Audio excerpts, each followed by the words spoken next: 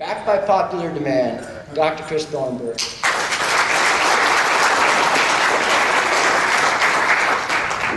You know, when he started that out, he said, you know, we're going to have someone speak now who's intelligent, interesting. I thought, oh, great. Oh, damn, it's me. What is that?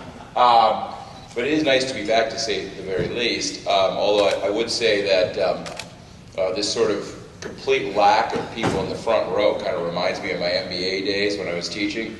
On the other hand, I did have Argentinian food last night, so it may not be the worst idea. Can I, is this thing, can I walk? Is this thing, yeah? Okay, good. Podium. Yeah, looks like I got a remote control. How's that? Okay.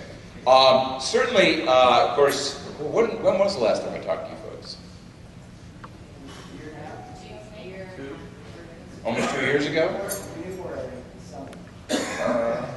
Yeah, a while ago, something like that. And I think probably a year and a half ago, I was probably still tipping in the, well, things aren't great sort of phase.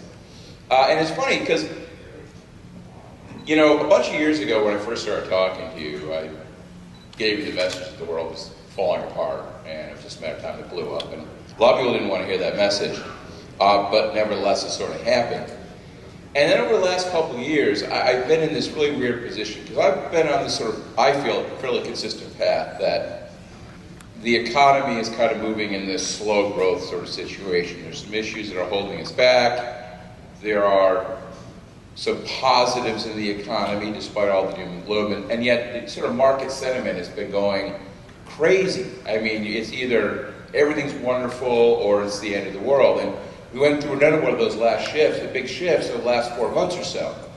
Over the course of the summer, or actually over the course of the last few weeks, this has been some of the rhetoric, just pulling out some of the headlines out of the news.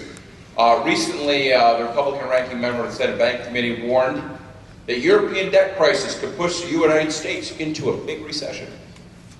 Of course, it turns out he was a little late, because back on September 30th, the Economic Cycle Research Institute told its clients that the U.S. economy was already tipping into a new recession, and there's nothing that policymakers can do about it.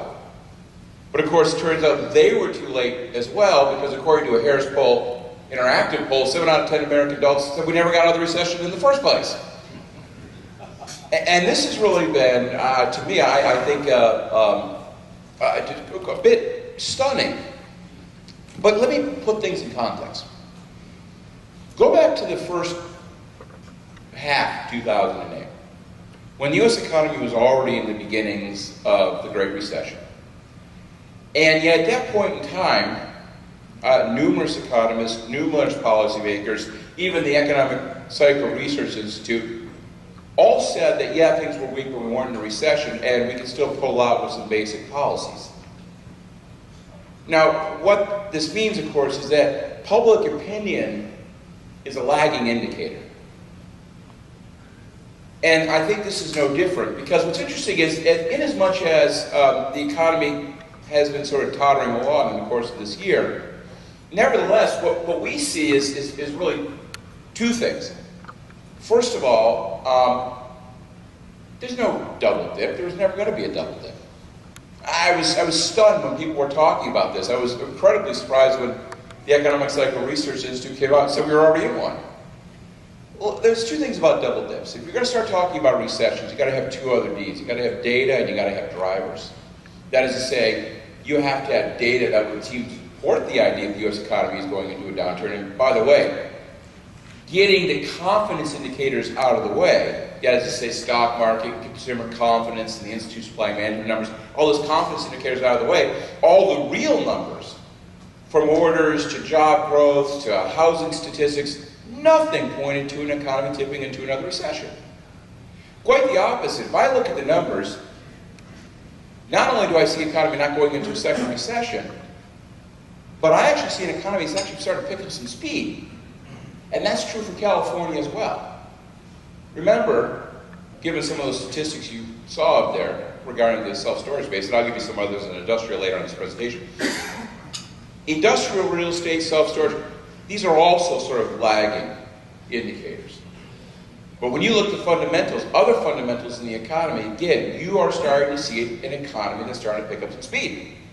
So not only am I confident we're not going into a recession, but I'm actually optimistic, which is very hard for me to do, by the way. You should appreciate how difficult this is for me. I'm in a 12-step program, actually. But the economy's getting better. It really is. Things are starting to turn the corner. We're starting to see some very good signs. Now, I'm not saying that we're out of the woods completely. The U.S. economy is way behind from a long-run growth situation. We haven't really made up the ground we lost over the course of the recession. Equivalently, that's why the unemployment numbers continue to be relatively weak. We have a federal deficit we have to worry about. The American consumer is actually continuing to overspend. And in many ways, I think that the stimulus efforts that they've used have more or less been misplaced. They're using the wrong accelerator, if you will, to try and boost the U.S. economy forward. But nevertheless, things do seem to be turning a corner, and I think you start being hopeful that, in fact, you're going to see some better signs over the course of the next year, year and a half or so. Now remember how we got into this mess in the first place. I've showed you this graph numerous times, but of course on the left-hand side I'm showing you what I call the national PE ratio. It's the relationship between asset prices and economic output in the U.S. economy, a relationship that should be more or less constant over time given this nice steady growth rate the U.S. economy goes through. Of course what happened over the past 15 years or so is we saw two massive bubbles hit the U.S. economy. The first one in the late 90s wrapped around information technology and the quote-unquote new economy. The second one started in the middle part of last decade, a bubble that was larger and more broad-based. It included everything from residential real estate to banks to bonds, you name it. Now, over the course of that big bubble, of course, we saw a number of substantial changes in how the U.S. economy operated, driven by those asset prices. And just as those asset prices were unsustainable, so too were the changes they created inside the U.S. economy unsustainable. And that meant when asset prices finally went back there, the U.S. economy had to go through what I would call the hangover period after that huge party we had in the middle of the last decade. And we're still dealing with that hangover, if you will. The head's still pounding, kind of like yours right now, from what I hear. But that's kind of what we went through. Now, what were those big changes in the economy? One big change, of course, had to do with the fact that Americans stopped saving. And we saw a big increase in savings as a percent of income, consumption as a percent of income, consumption as a percent of the U.S. economy. That could have created a nice fiscal boost for the U.S. economy, but quite the opposite. What happened is Americans started to overspend, so too did the U.S. economy open up a massive trade deficit. We were overspending, and it was China that was benefiting. And by the way, there's a lesson there that nobody in Washington, D.C. seems to hear. Because today they continue to stimulate U.S. consumer spending, which seems better for the Chinese economy than it is for the American economy. Another big part of that, of course, had to do with the fact that we were building too many homes. We were convinced by the National Association of Realtors that the house was the ultimate investment. And it's perfectly reasonable for home prices to go up by 20% per year forever. Everybody decided the house was exactly what they needed to buy. Everyone out and bought homes. And the building industry was more than happy to provide that demand with new homes, and they overbuilt like crazy. Then there was the financial side of it. Now we're told the financial side of it was all wrapped around the American consumer massively over-borrowing. Not really. It is true that American households picked up a lot of debt, a little over $8 trillion, which pushed them off that long-run trend line. But most of that debt was actually not credit card debt, auto loans. What it was real estate debt, and oh, by the way, it was proportional to the increase in real estate values we saw. The real increase in debt, here's a dirty little secret they don't tell you about, was actually not the households, but actually the financial sector itself. The financial sector, which makes up 6% of the U.S. economy, picked up, you ready for this? Hold your breath. $12.5 trillion of new debt, while all households put together picked up about $9 trillion. I kid you not. Now, where was all this new debt? Actually, a little more than this, about close to $13 trillion. About a third of that was Fannie and Freddie all by themselves. About a third of that was private label asset-backed securities. And about a third of that was direct lending to hedge funds and big banks. Now, Wall Street loves leverage. Because leverage, as you know, for those of you in the industry, is a magnifying glass. You take small profits, magic of leverage, large profits. Large profits equals large bonuses equals large houses in the Hamptons. It's a very nice system. Problem is that works in reverse. It takes small losses, turns them into large losses. Just ask, what's his name, Corzine there, and MF Global.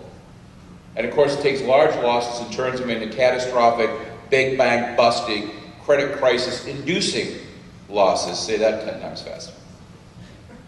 But that's exactly what began to happen after the failure of Lehman. When you think about those 6 quarters where the U.S. economy contracted by, about 5%, where we lost 9 million jobs, that was caused by the 1-2 punch of the consumer pullback and the credit crisis. Either one of those shocks by themselves would have caused a very nasty downturn. Together, it did have the potential to cause a depression. But even depressions don't come out of the blue. They don't just happen. If you start thinking about the Great Depression, understand that there were 2 similar shocks to the economy back in the 1930s. One coming out of the financial sector, and one coming out of largely due to some systematic shocks to agricultural, some other issues inside the U.S. economy. But back then, those 2 shocks that hit the economy were followed by some of the most monumentally stupid public policy ever seen in the United States. We allowed the banks to fail. We created massive deflation. We set up huge tariff barriers that caused international trade wars. We did everything we shouldn't have done. This time around, we did things we should have done. That is to say, we supported the banking system and didn't allow deflation to take hold. We supported the housing market. We didn't start off any kind of trade wars. We did the right things. And as a result of that, we pull out of this downturn in the second half of 2009, over 2 years ago. Now you talk about this fact, and like I already showed you that one Harris Interactive poll, for what it's worth, says a lot of Americans don't even think we're out of a recession. And a lot of journalists would tend to concur with that. But understand that the reason is not so much that we're out of the recession. Of course we're out of the recession. A recession is a period of time where we're producing less in the way of goods and services today than we did yesterday. And that stopped happening 2 years ago. But the reason we feel like things aren't very good is because as far as recoveries go, this has been a really crappy one. Go back to the early 1980s when the U.S. economy went through a, not as bad of a recession, but a bad one, where the economy contracted something on the order of 3.5% or so.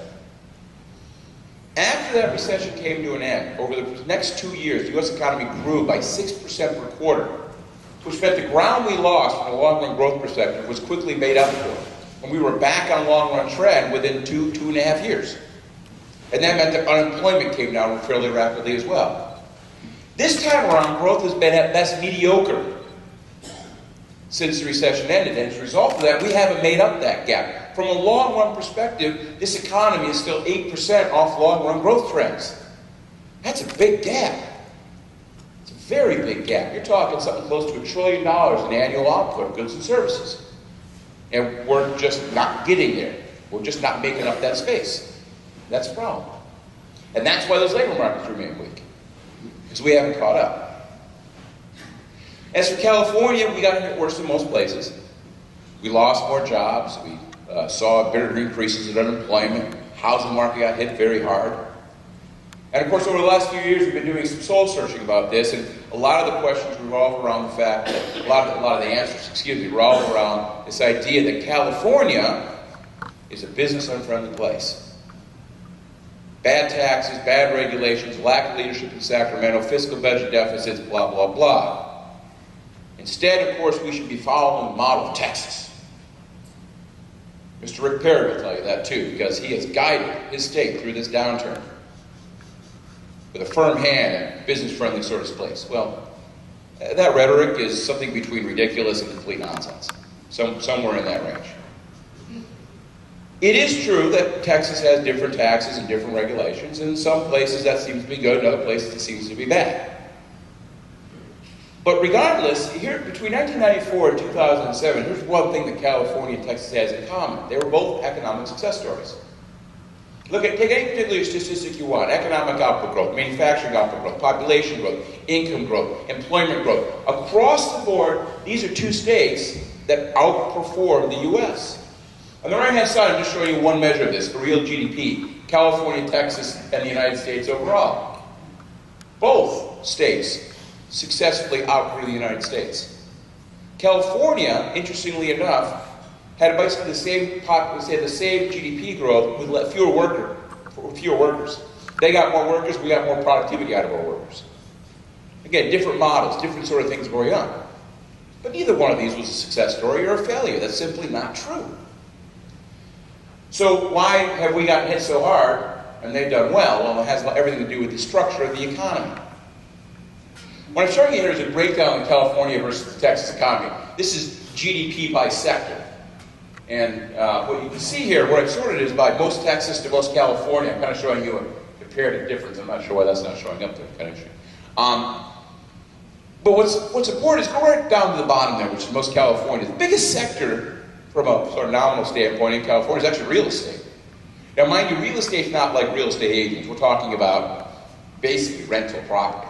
Everything from offices to industrial to self-storage. And of course, given how high rents are, given the overall space here, this is a highly real estate-centric place. And of course, real estate got pummeled. Much smaller in Texas.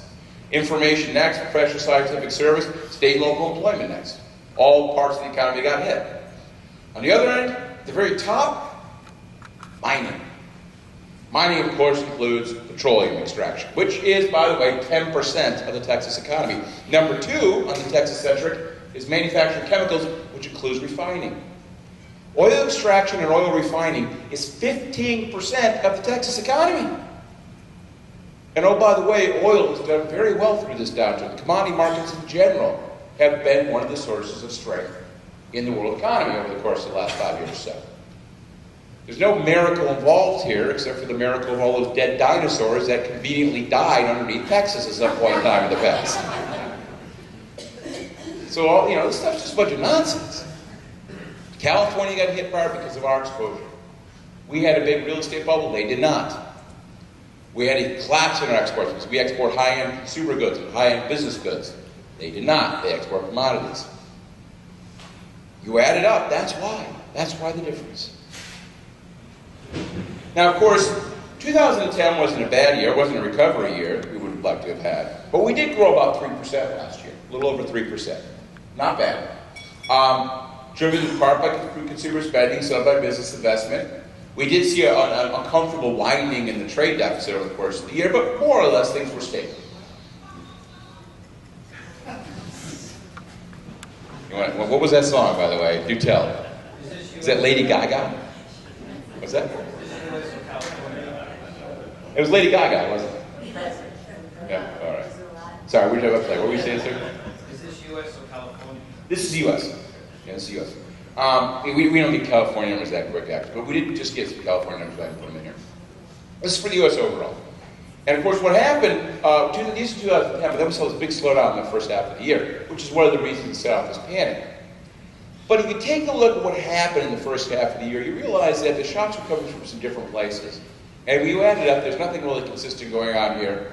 Just a little bump here and a little bump here, there. Now these bumps happen all the time, but of course in the context of a weak recovery, these bumps create, shall we say, a lot more disturbance in our psyches than would normally. Where do the bumps come from? Well, in the first quarter, it was mainly government. A big pullback in consumer spending, largely driven by defense spending, largely driven by the withdrawal of operations in Iraq. Ultimately, that's a good thing, not bad. Also weak, we saw the trade deficit continue to widen, and we saw a pullback in investment in non-residential structures. Kind of surprising, to be honest with you. A lot of economists are wondering if that's going to get revised around. It doesn't seem right. But then by the second quarter, all those problems drifted away. Investment in non-residential structures actually increased. The trade deficit finally started to close. And government consumption actually became a stable part of the economy because defense spending came back. But in the second quarter, the consumer disappeared in a big way, largely driven by auto purchases, plus some slowdowns in other purchases due to increases in energy prices, but mainly autos. What happened in autos? Japan. Big problem in Japan, start of the year, terrible tragedy, tsunami, earthquake, completely screwed up the supply chains for Honda and Toyota.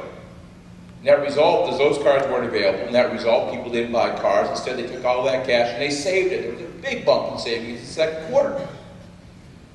And when those cars became available, as they have over the last couple months, lo and behold, the money came out of savings and went straight out to buy cars. And we saw a big increase in auto sales over the last couple months, running over 13 million units in September and October. Now, mind you, there could be more issues in this sort of supply chain. I don't know if you followed this, but there's been terrible flooding in Thailand.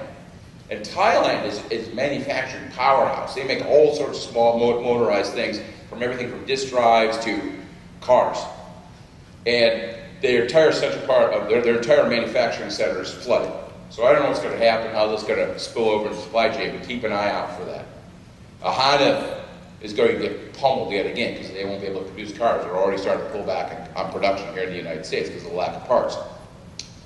But nevertheless, these are supply issues, not demand issues. And ultimately, it's demand that drives the economy. I mean, for all these problems happening to Honda and Toyota's supply chain, GM and Detroit are giggling and rubbing their hands in glee. And I know that because look what's happening to auto prices. Back in 2009, when we had this big decline in demand, auto prices slashed, particularly for used cars. No one wanted to buy, you had to slash prices.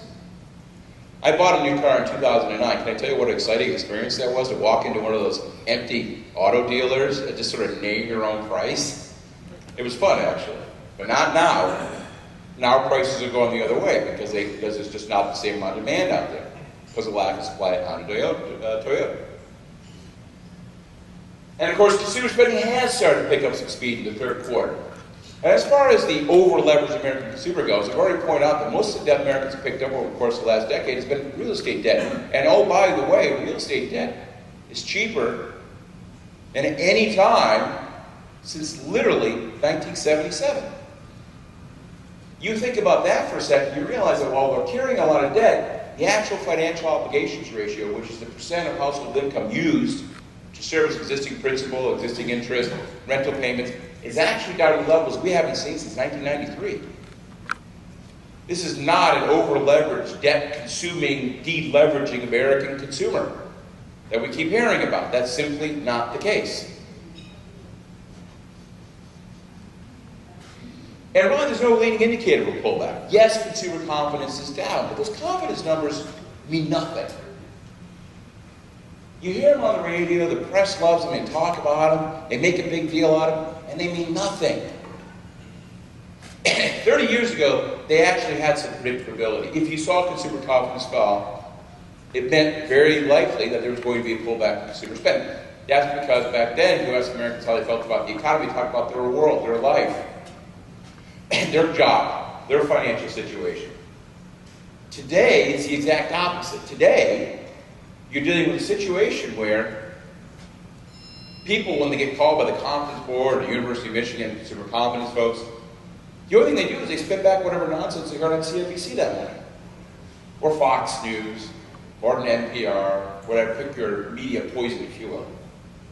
There's no they're there. It's just a feedback effect. And this is no different. Despite the fallback in consumer confidence, a much better number is consumer delinquencies. Now, these aren't delinquencies on mortgage debt. This is delinquencies of other forms of consumer debt, auto loans, credit card loans. This tends to lead to pullback in consumer spending by about a year to a year and a half. And there's no sign of increases in consumer delinquencies. Quite the opposite. What you see is an American public who's paying off their debt quite easily. Credit card delinquencies are at all-time record low.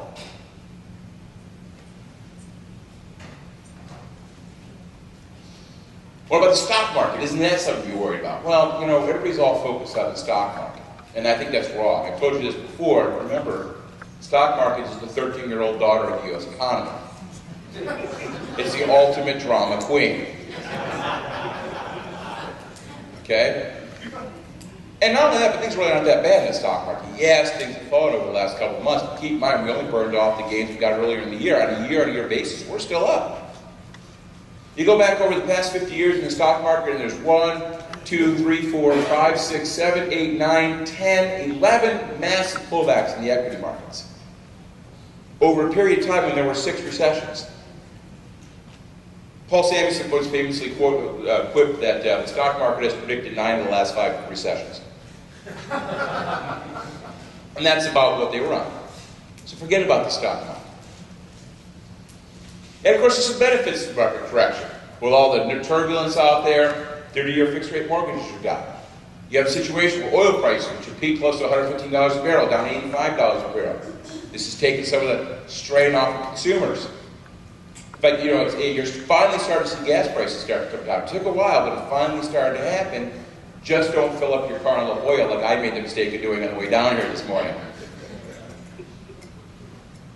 And of course, there's other signs are better. Industrial production started to pick up some speed over the last 3 months. Corporate profits continue to rise. Durable goods orders. Everybody's freaking out about the manufacturing sector. Durable goods orders continue to rise, and unfilled orders, which is another leading indicator, also continue to rise. There's nothing to suggest any kind of big pullback in overall production in the U.S. economy. And another good sign of things is a bank outstanding C&I loans, commercial industrial loans. These are nice to look at because these are loans banks are making to companies for small investments or to build up inventory. There's a very strong indicator where things are going. If you look right through October, increase in C&I loans. Businesses are borrowing for something. A lot of it has to do with the export boom. Exports have continued to roar ahead. Real exports are above where they were in the previous peak. And a lot of that has to do with the fact that the dollar continues to fall. Very good news. Very good news for the U.S. economy. Exports are one source of strength we really need to rely on to help us out of this mess. And of course, the labor markets. I didn't get this morning's number in, but we added about 90,000 private sector jobs in October. And I haven't put it in here, but it turns out we added about 100,000 more private sector jobs over the course of the last 2 months than they originally estimated. So labor markets are moving forward. Now, of course, the press can't let that go. They have to be negative. Everything in the press nowadays is negative. So you say, yeah, we're adding jobs, but not fast enough. Oh, fine, okay, but we're adding jobs. That's the important thing.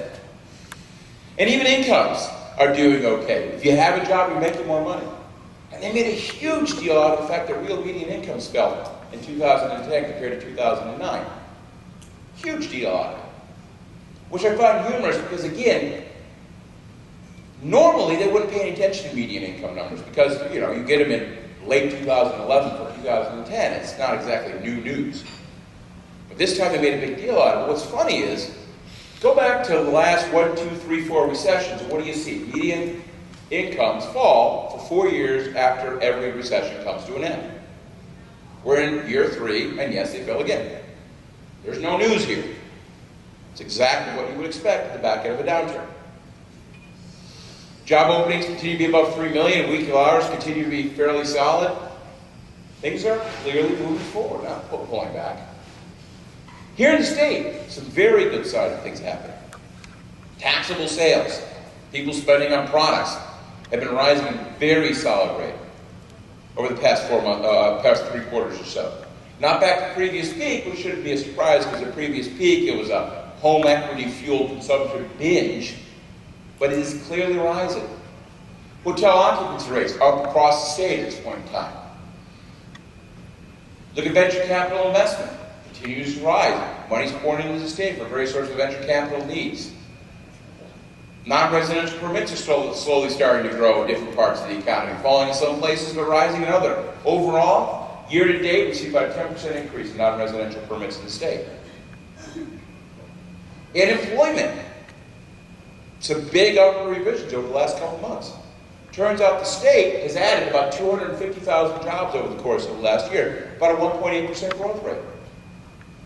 I'll take that. That's not bad news.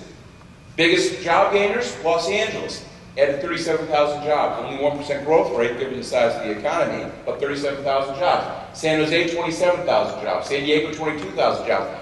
Even the hard-hit Inland Empire has added 13,000 jobs, about a 1.2% growth rate. And where are the jobs? Admin support, healthcare, accommodation, professional services, even construction, information, wholesale trade. Decent numbers across the board.